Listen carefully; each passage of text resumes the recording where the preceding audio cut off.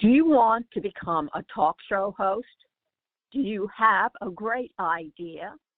Passionate World Talk Radio is currently looking for podcast hosts for our Internet Talk radio station. Please email us at pwrnetworkllc@gmail.com with your name, email address, cell phone number, and podcast topic.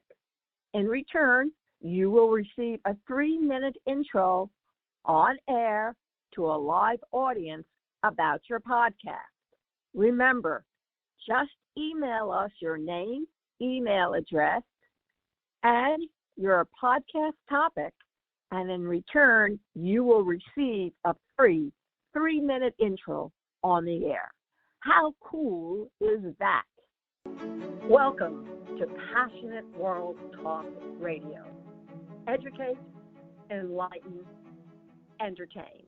Hello, everybody. This is Betsy Wurzel, your host of Chatting with Betsy on Passionate World Talk Radio Network, where our mantra is to educate, enlighten, and entertain. Folks, you don't want to listen to this podcast. Do you want to change your life? Do you want to know 7 ways that you can change your life? Well, my guest has written a book about it. It's very inspiring, and his mission is to help people. And don't we all need that now? I also want to say a disclaimer that those opinions of the guests, meaning that represent those of the host or the station. My guest today is Andrew Calderella. He is a best-selling author. He is an inspirational speaker, trainer, and coach, a philosopher, a serial entrepreneur. He is foundation in One Movement. He's also best-selling author of The Way, 7 Revolutionary Steps to Living a Meaningful Life and Making a Real Difference in the World. And I want to welcome Andrew Calderella to Chatting with Betsy. Hi, Andrew. I hope I said your name right. Oh, no, you did a great job. Hi, Betsy. Hi, everybody. Thank you for listening. Yeah, I know Andrew Calderella is similar to Cinderella. It's Calder instead of Cinder because I'm the male version, and, yes, that does mean I'm looking for my princess to come rescue me. Hopefully she'll show up at some point. Oh. It's funny that you say that because I used to work in a preschool, and, the kids love Cinderella, so I would tell little girls, this is a fairy tale. Your Prince Charming is not going to ride up on a horse, let me tell you. Yeah. No, I know. I think it does set up a little bit of a dichotomy in people's minds when they're trying to teach their kids different things, teaching somebody to have fun with being a princess but also wanting to be an engineer and take care of themselves don't really go together. Yes. Andrew, I always ask everyone this who wrote a book, and that is, why did you write the book? And what would you like the reader to take away from your book? Sure. I wrote the book because, honestly, this has been a mission of mine since I was a kid. Just so your listeners know, I am not a writer person. I was actually born with dyslexia and other learning disabilities. I was born legally blind in one eye, which means they put a patch over my good eye to make me look out of my bad eye to help strengthen it. So I did really poorly in school. If you can imagine being having a patch and learning disabilities, I couldn't spell, I couldn't read well, I couldn't catch a ball to save my life. So I was mocked and bullied and called stupid all the time. Even when as bad as a teacher in elementary school, mocking me in front of the whole class, ridiculing me, telling me I should just quit and go get a job because I was too stupid to learn anything. I'm just saying all of that because I want you to understand that writing is not an easy thing for me.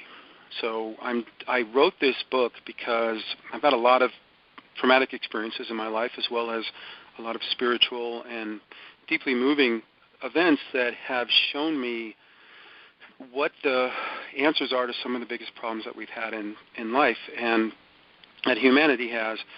And I've been working on this for over 30 years to be able to figure out how to explain it to people.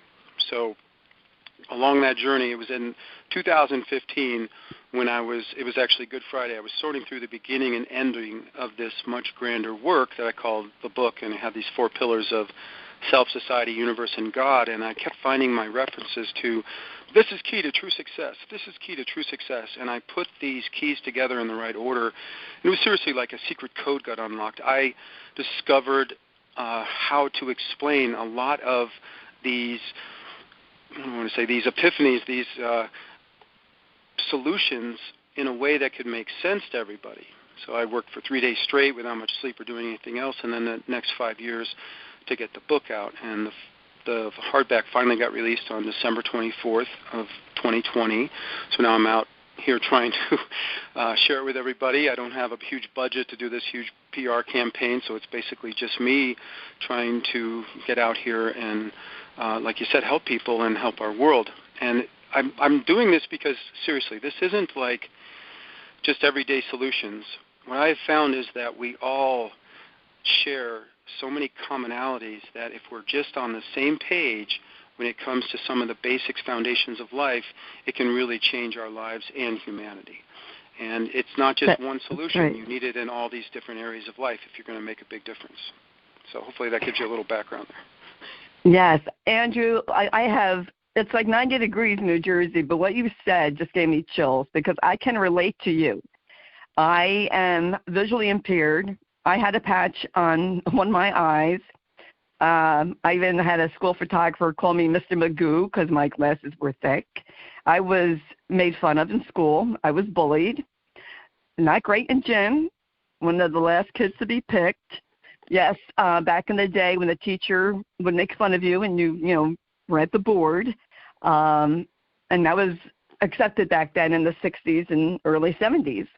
And you start having low self-esteem, and don't you start believing, we start believing the stories that people say about us. How did you go from, and my heart, goes out to you and so many of us who were bullied and believed the stories that were told about us.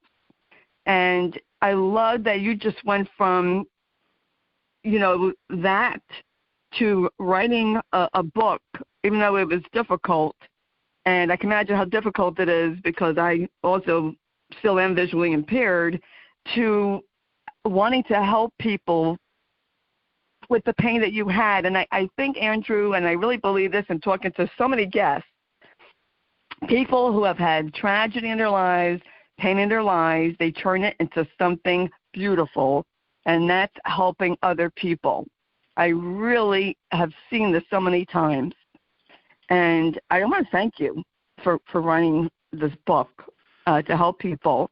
How do you tell people, or what advice, and getting over the stories, like you're being told that you're stupid and you can't do anything and shouldn't be in school, and how does one overcome that? Yeah, that's a very good question. Thank you for asking that. I appreciate your struggles, too, and look at you being out here doing everything. So God bless you, too. So thank you. I do think that is a common thread. There's a lot of, I don't know why it is always the have-nots that have to try to save the world. I know the people that have all the money and power and, intellect and everything else would rather go to space than spend time on actual problems of the world. Let me just say this. When I was a kid, I had a lot of times where I wanted to kill myself. I mean, I think there's a point when you're a child where you don't know you can kill yourself, and then when you finally realize it kind of becomes a scar. I can't tell you how many times you just want to disappear. I mean, I was almost drowned. I was just to the point where you're laughed at and mocked, or people, taking your clothes off and laughing at you, whatever it may be, throwing you in trash cans. You just want to disappear. You just don't want to be there anymore. And all the kids that are around you that are your friends, supposedly, or everybody else is snickering or laughing or not saying anything. And even the teachers, it's just like, oh, be quiet. Oh, that was bad, bully. Just go on now. Leave them alone. These are not the solutions to handle this. I do have some videos that I've created on how to overcome negative thinking, depression, and suicidal thoughts, how to overcome addiction. I believe in my heart that all of us are truly unique and special, and when I was a kid, I've always been close to God, and I've had these, how do I say this, kind of awaking dreams. Or I used to hang out with Casper in my dreams. I don't know, remember Casper, friendly ghost? I remember Casper. Yeah, there was a lion, Kimba the lion, kind of similar-ish, always ostracized. And so in my dreams, for some reason, I used to hang out with these characters. And Casper, for some reason, I used to have these, and I have them throughout my life, these really intense dreams where you wake up and you're like, wow, that was so real. You remember everything about it. You're covered in sweat or whatever it may be. And when I was a kid, I used to go through these dreams. And one time Casper kind of brought me to this place. I'm going to tell this little dream if it's okay, since I just led myself here. I kind of have to explain this. I've had a lot of these, but this one was very significant, and I've had it numerous times in my life. So it brings me to this gate, and all I can say, there's like a wall and a beautiful gate, and it's all like flowers and vines and everything growing over it, and I'm standing right in front of this gate. But there's also all of humanity is standing around me, behind me, and next to me. They're not in the same phase as I am. I mean, I'm real. It's more like Casper-ish, like they're in another like plane of reality where I can see them, but they're not really clear. And I know that every one of us is all standing in my place, right in the center, right in front of the gate. Even though it may seem like we're all around each other, everybody's got the same experience of standing there. So I'm standing there, and the gate's open, and God walks out. That's all I can say. I was raised Catholic, so the God that I'm seeing is influenced by my upbringing, obviously, at this point. So if God at this point, when he walks out, is a man, and again, I know God is not a form and all of that, but it's an old man, but he's buff. I mean, he is like, he's wearing overalls, and he is just like looking at everybody, and people are freaking out all over the place, like dropping down to their knees. People are screaming, and I'm just standing there looking at him, and God looks down at me and says, are you not afraid? And I said, why should I be afraid? And he laughs. Anyway, so then we go walk into this garden, and I could spend hours trying to explain this to you, but everywhere you look in this garden, like every time I would look, there was the most beautiful scene you've ever seen. Like there'll be a little bird fly in, and the light, and the flowers all perfect. You look over here, and there's another beautiful scene, bears, whatever it may be. So I got distracted, and he's like, come on, let's go to the bench. So we sit down on this bench, and we have these conversations. And as a little kid, my questions were like, why is all this stuff happening to me? Why? Like my sister, too, you got to realize is ill at this point. She's had numerous operations to save her life. We're living in Detroit. There's horror everywhere, going through the riots where my family's fighting for the civil rights movement, running food back and forth, beyond the quarantine zone. And it's just a really big traumatic time, and I'm just like, why is all this happening? And God's like, look, life is a test. You have to, go through these challenges, and it's all about how you overcome them and what your choices are and what you do with it that matters. It's not that you're being punished. It's not like a boy that I knew who used to be a bully of mine. Had his arm ripped off at some point in some car accident. I saw him after that. And he told me the story where he was happy that happened to him because it taught him some great lessons. He became a much nicer person after that, and it changed his whole life. And I think that's true with all of these experiences. When you said this at the beginning of the show, that people go through all these traumas and tribulations in their life, and it's all about how you handle it. This is just a training ground for us to learn different things, ingrain different ways of being that is preparing us for a greater reality.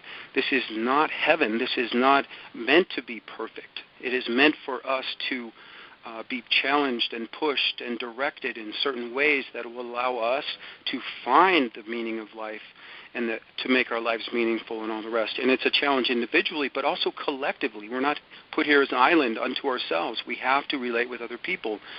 So as a species, humanity has these great challenges that we have to overcome. And this is why I wrote this book, because so many of them are overcome by dealing with the center and the foundations of life. And so I put all of this into this book. It's going to be a 3-book series. I wrote all 3 books at the same time, just so you know. The other 2 books are in editing. The first book covers all the philosophy, all 7 steps.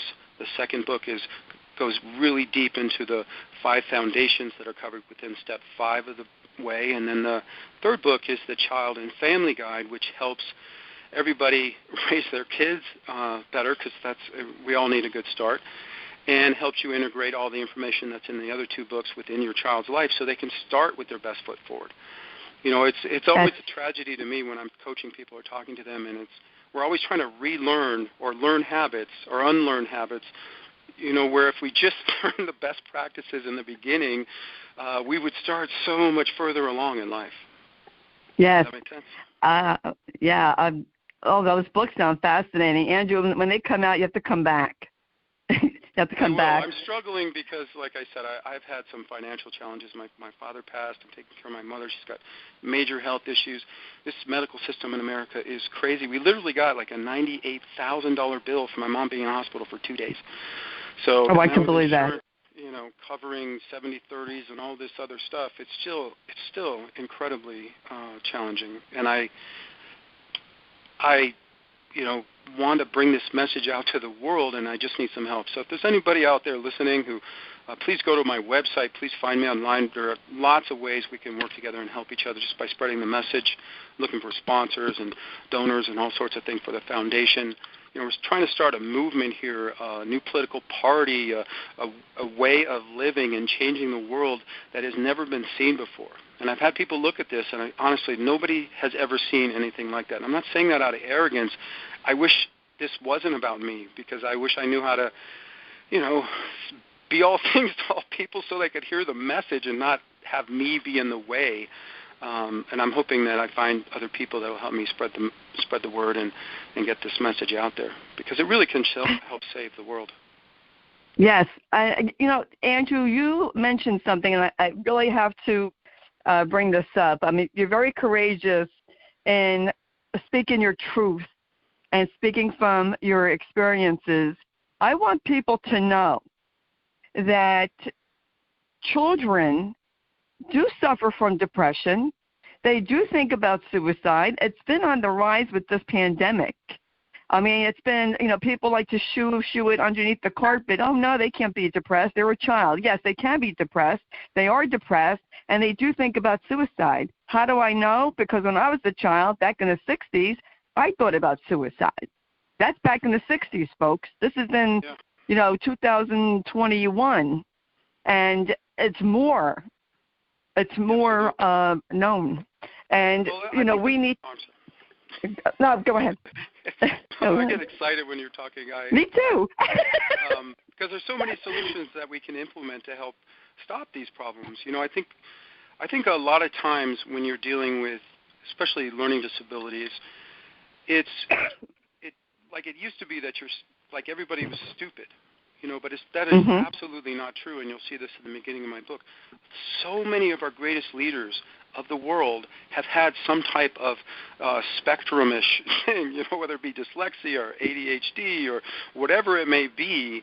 They have some type of what we call disability. They're really not disabilities. They're really just differences of learning. Just because I'm not a math whiz or being able to spell and remember all these formulas in order doesn't mean I don't have other gifts. And I didn't discover these gifts until I was in college, because I was struggling in college.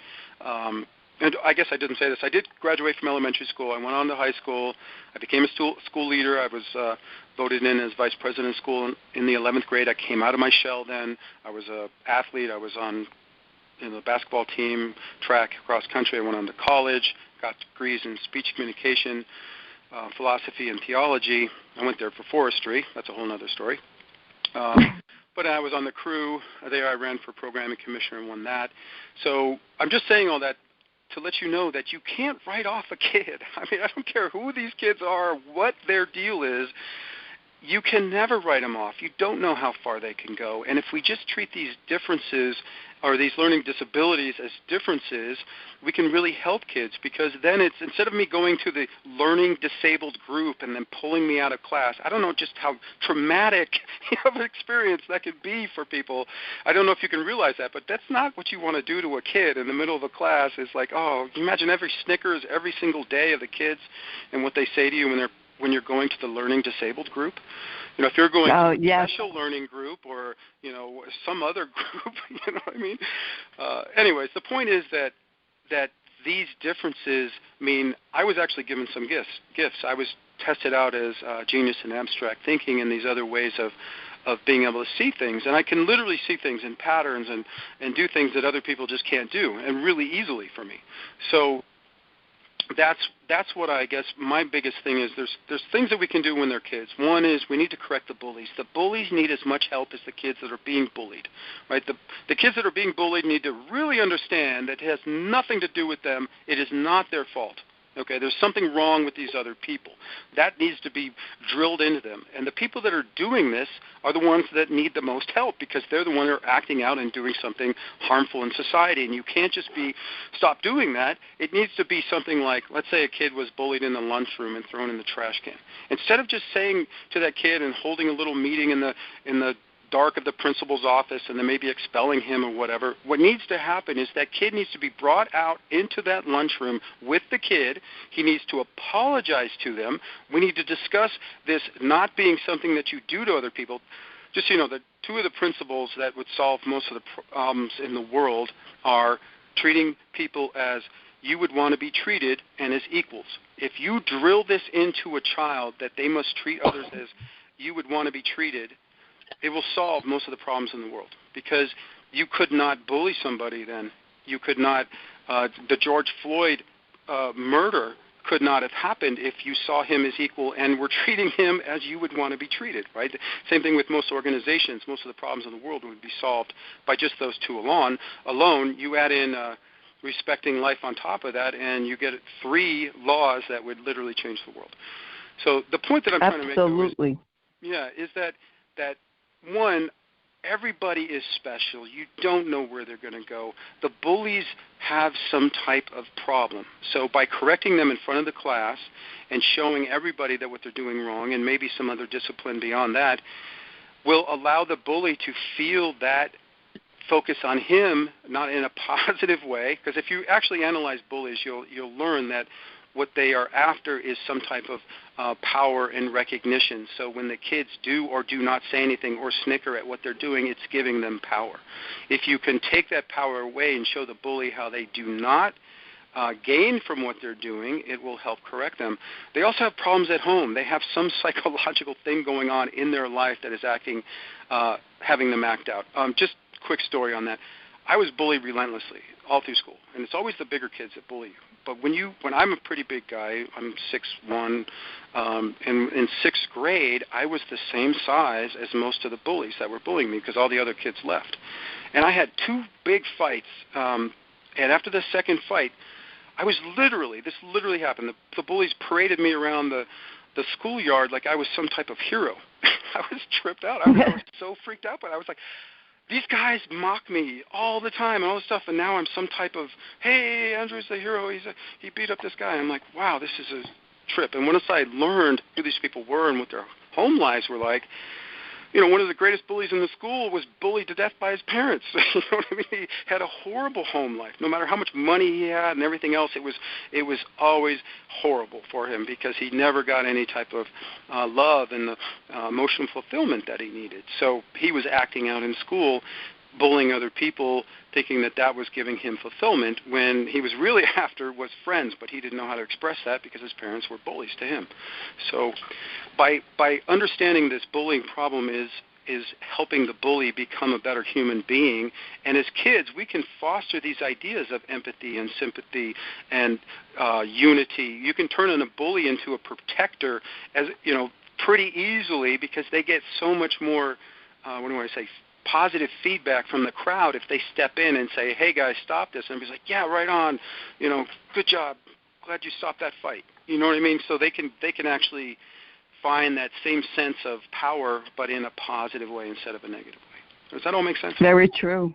Oh, that makes perfect sense. And, as they say that, poop rolls downhill. So if someone's being abused, they're going to abuse someone else because they want that power, and they're looking for attention. And I heard someone say that a bully is really a coward turned inside out, and you have to confront a bully. Once you confront a bully, they will back down. And I'll tell you what, I'm going to tell a quick story. I was bullied in grammar school, and these two girls, and it's really funny in a way, 40 years later, one of the bullies, she contacted me via Facebook and asked if I remembered her. I literally dropped my phone. I was in my car. I was parked, and I dropped it. And I said, of course I remember you. You made my life a living hell. Why did you hate me? And I always dreamt of confronting them and asking them. And she told me, I didn't hate you, Betsy. I just didn't want to be a good girl. And, she, I was her target. We could have been great friends. We're friends now. She, just went in with this other girl. And she was very sincere in her apology. And she said, I'm not like that anymore. And she asked me to forgive her. And that's just like, I can only say, give God the glory, because only God can do that. I mean, anyone can believe whatever they want. That's what I believe. Yeah, well, let me speak to that for a second. There's a couple big points in there that I think you made. One is that I want to say is that I don't believe in our hearts that any of us are made evil. No child is born evil, okay?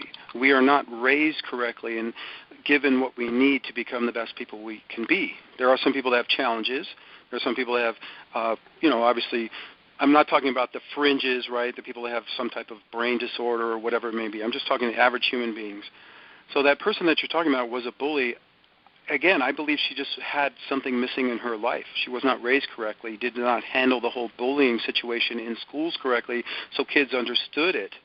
I don't know why there isn't a whole class, at least a few weeks dedicated to anti-bullying, bullying, and understanding it, and how you can train kids to group together. Because if you take a group of kids, like one kid's being bullied, and you got 10, 20, 30 kids standing behind them going, bully, shut up, bully, go away, stop this. The bully's not going to have any power. They're going to leave. They're going to feel less willing to stand up and confront 30 people.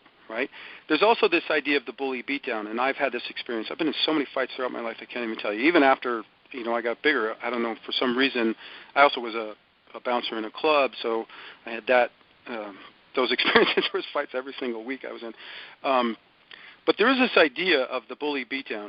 If you do beat up a bully, I've had this happen to me numerous times. They somehow see you as their friend. I had this couple people where you don't beat them up. You just make them look stupid. You may put them in an arm bar or just put them down on the ground and hold them and just, keep talking to them. I always been like, dude, why are you wanting to fight me? I'm literally sitting here. I'll buy you a beer. We can just chill out. It's like, there's something in men. We just, got to beat down somebody because they seem like they're going to be some type of confrontation or they making us feel uncomfortable, so we have to go beat them up. But again, once you beat them, they find some amount of, I don't know, like compassion for you, love for you. I don't really understand it, honestly, but there is this idea that you can break a bully from being a bully by beating them up, and then they can find compassion. I think it has to do with the fact that if you show them mercy when they're helpless, they realize, wow, I've been doing this to other people. This is so not right. Because if you're there and this guy could break your arm, he's like, dude, I'm not going to break your arm if you just chill out right now. Where if he would have broken their arm, you know what I mean? It just shows them something. So there is that whole idea. And I also believe people deep inside, we all want to be good. We just don't always know how. If you look at the world, it's like it just needs an adjustment, to get everybody on the right path. It's like we're all born ignorant. We're all born helpless. We're all born dependent. We all learn as we go forward. We have no other option. And if you do not learn the right things, you are not going to end up in the right place. So I had to figure out a lot of this stuff all on my own, and I wrote books. I'm doing videos on this. So, again, there's a video on how to overcome negative thinking, depression, and suicide, addiction, but I'm also doing videos on how to end corruption, how to fix our justice system, why we're not divided, what the real problems of the world are, and lots of other ones. So I'm just getting started. The book is literally just the cornerstone of a much bigger plan and movement. Like you said, God has shown you a lot of things. I've been following this mission from God since I was a kid, and I've almost lost it so many times, like complaining to God, like, why would you give a dyslexic, half-blind kid this this mission to write a book. It took me so long. And you have no idea, I don't know if people are out there, but when you have dyslexia and other learning disabilities, when I write something, the first draft is crazy. I mean, all the words are misspelled. It's in the wrong order. If I don't read it soon after I write it, especially if I'm writing it by hand, I have to go in and fix the words because I won't be able to even interpret what I just wrote because it's so horrible. So for me, everybody's like, oh, I love your style of writing. It's so great. It's so great. I'm like, style of writing? All I'm trying to do is like literally try to make a couple paragraphs that work together and make sense where everything's in the right order. And as soon as that's done, I'm done. I can't touch it again because I have no idea how to add a style on top of that. And I think that's what people like about my writing, in that it's easily digestible. It's not filled with all sorts of writer's gimmicks and endless stories and all sorts of stuff. It's somebody trying to give you the information as quickly and as simply as possible so that you can integrate it within your life to help you become the best person you can be. I don't want to be an author like Tony Robbins or these other guys where they have 50 books. You know what I mean? I have to listen to 300 hours of Tony Robbins to understand how to deal with my life. No. You know what I mean? And again, that's not even a complete solution. He doesn't even go into so many of the aspects of what it is to be human that you need to know. So, and that's my problem. That's what I always found frustrating when I was looking for these answers, is that there's like little pieces of answers all over in all these different genres, and all these leaders are trying to find it. And it's always like, but you're missing this part. It's, well, if I don't know how to actually eat, it's not going to help me. If I don't know how to deal with a relationship and have a conversation, this solution is still not going to help me, because it's always the missing piece. It's always that, you're only as strong as the weakest link, right? So if your health is your weakest link, it can still ruin your life. If your relationships are the weakest link, with your kid, with your wife, it can ruin your life.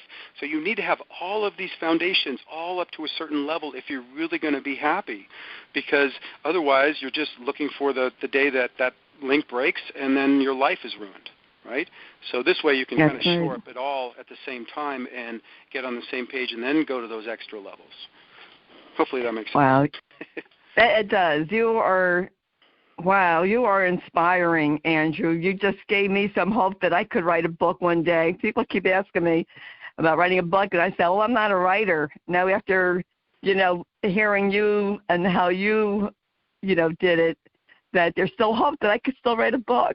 Well, I could actually, we could, not necessarily in this show, we could go do a whole one on how to write a book and go through the actual steps on what I did and how I was able to put it all together and then get it out there.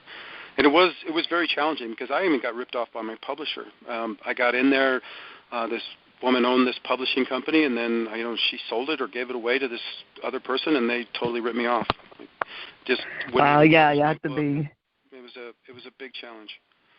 You have to be really careful. Yeah, luckily I was able to have some clauses added to the contract that I found were missing that allowed me to still publish my book and get through it. So, and again, there's a lot of challenges in life. Just to get to this point where I'm just starting to really get the message out, I wish I was here 20 years ago. It would have saved a lot of problems for a lot of people. But it is what it is. You can only do what you can do. Yeah. Yes. I'm 63, and I wish I knew a lot of the information that I have found out the past 3 years. I wish I knew like over 40 years ago. That would have helped me tremendously. But I look at it as I'm on. One of the most frustrating things in life is that we learned some of these things so late that you're like, my God, I was in my 30s and 40s where I learned how to eat properly. It's like, what? That's ridiculous. You know what I mean? That's what I'm saying. That's why I'm putting all these in this book, because there's so many foundational pieces that you just need to know, and then we need to teach our kids. Imagine this, okay? Imagine you get this knowledge in your 20s or 30s, and then you have a kid, and you raise your child with this knowledge being their key first habits. So your child doesn't ever have to learn how to sleep properly, how to eat properly, how to deal with their relationships, what their focus in life is, what the meaning of life is. All of the answers that they're seeking, they already have them, and they know how to integrate and create their day to where it's the most beneficial for them. And you help them do this. You help them build these habits as a child, so now when they're, in their let's say 8, 9, 10, 11, 12, as they're growing up, they're just doing these things. You're like, yeah, my kid, he meditates, he works out when he gets up in the morning. He does he eats this way, he does this. When he communicates, he uses these skills. He's always thinking about treating others as he wants to be treated, and you know what I mean. These kind of things. This is how we change the world. Because it's generation by generation of people being on the same page and integrating solutions within their lives and the society that we can get better and better and better. And that's the whole point of this movement. We're in a point in history right now that we have never had ever in all of humanity. We are more connected than we have ever been before. We have more abilities and facilities to change this world than we have ever had. We also have more people awake to the wrongness of the world than we have ever had. Now is the time that we can join in a global movement for equality, for environmental justice, for just making this world work right. And it doesn't have to be this conflict. It can just be, of course we want our world to be healthy. I don't even understand why this is a fight. Like, there's nobody I ever talk to who's like, yeah, please give me more pollution. I want my children to have more and more toxins in their bodies as children. I want them breathing in horrible. Nobody wants these things. So, for me, when I talk to everybody, we all want the exact same things. We want fair and free elections. We want, leaders all working for us and doing what's right. We want good companies that aren't destroying the world and making great products and all the rest. I mean, it's really simple if you get down to the basics. It's just that we have some people that get corrupted, and we have legacy systems that are rising out of slavery and oppression and serfdom and everything else, and we have to fix these things. So, it's like, how do we do it without pointing your fingers at everybody and making everybody the bad guy? We have to unite and help turn the wrong into right. We need to make our enemies into our friends. That's the only way this is going to win. We're never going to end up anywhere if it's always us versus them. It's true. And people need to realize we are more alike than different. We all... I'm finding that, more and more. People think, oh, well, they're different from us because they're whatever ethnic origin or wherever they came from. No, we're more alike.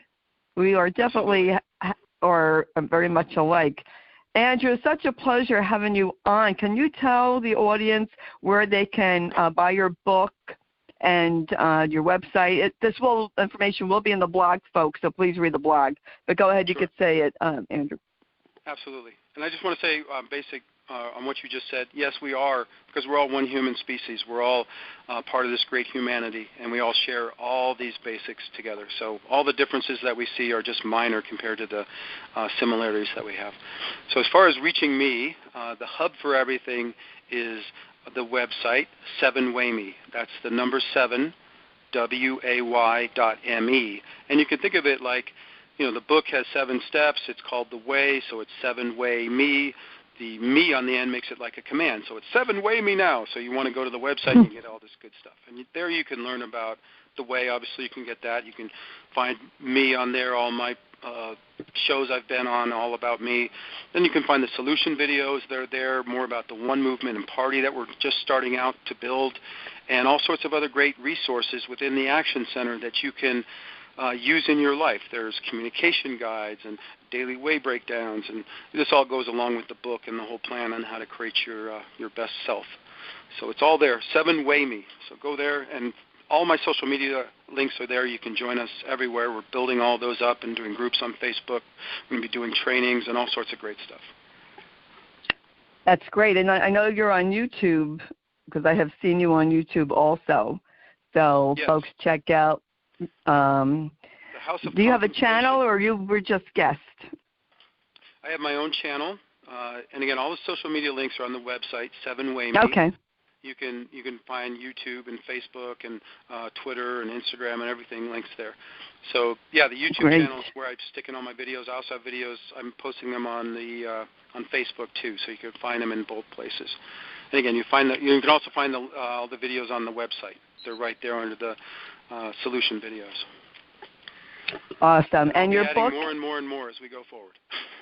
Okay. And your book, someone can purchase it on your website or at Amazon? Amazon. It's available everywhere. Barnes & Noble, Target, Walmart, pretty much everywhere in the world. And it's all over the world. So it's sold in India as well as Europe, great. Australia, New Zealand, you name it.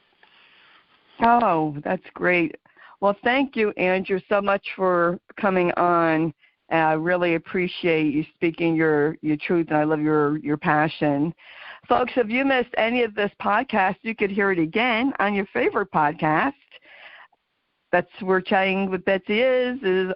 We're on different podcasts, and I'll just say Spotify, Spreaker, iTunes, just for examples.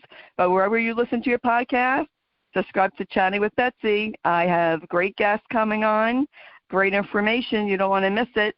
And please read the blog for more information about Andrew and how you can get in contact with him and learn about the 7 steps and what Andrew is doing. And, together we could change the world.